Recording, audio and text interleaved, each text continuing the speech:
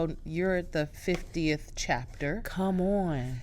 Hey, she's 50, looking 30. How do you do this? How do you make 50 look so good? Man, first of all. No wrinkles? You don't have the little gobbler thing going on here? Let me tell you something. I think in our 20s, we worry about everything. Or we think about if we're going to even make it to 50. I think back on being just a worrier, right? When I was young, like everything was just so different then, though. Now it has to be worse. A lot is going on in this world. But like now that I'm making 50, I'm like, you were worried for nothing. You were worried for nothing. Tell them again. Can you tell those 20-year-olds? Stop worrying. Everything's going to be just fine. And seriously, worry gives you a lot fine lines and wrinkles. And it makes you look older. And it makes you do things that aren't pleasing. Really, like, accept yourself and be in the moment. Because I lost a lot of time.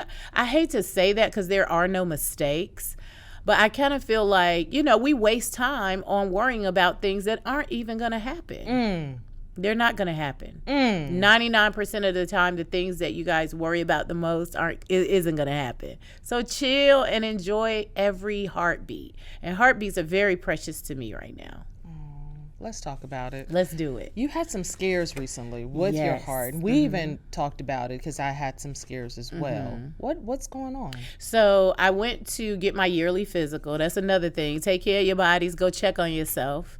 And my EKG was abnormal. So the doctor was like, your heart must have gotten damaged. I'm just going to send you to a, cardiologist. And I'm thinking, huh? It's the last thing I expected to hear. I just turned 50. No, I was just about to turn 50. So I was turning 50 on the 26th. This was the 3rd of April.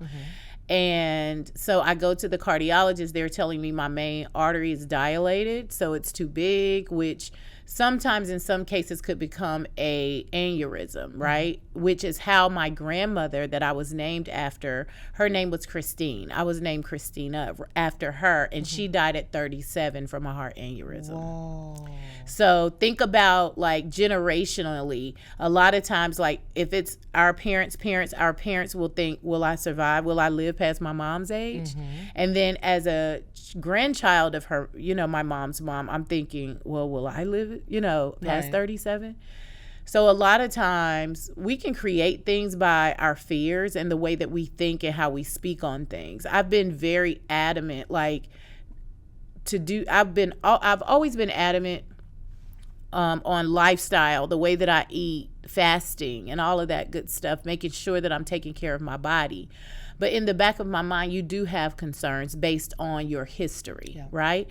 But just because it's hereditary doesn't mean it has to happen to you. It's like, how are you living? So let's talk about it. Physically, I was doing good. I've always been good with my eating. I'll get off track. I'll gain weight. I'll go back on a fast, cleanse, whatever, detox, and I'm back on it, right?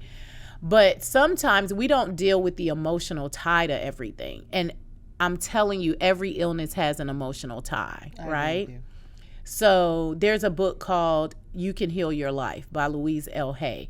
And she has every dis-ease you can think of in this book, right?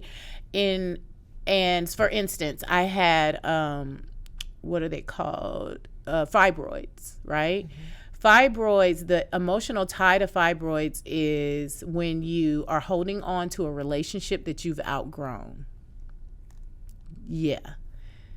And a lot of Black women, we suffer from fibroids really bad. We suffer from that, both. And the second emotional tie to fibroids is when you are creative and you're not able to be creative. You're not practicing. You're not using that gift.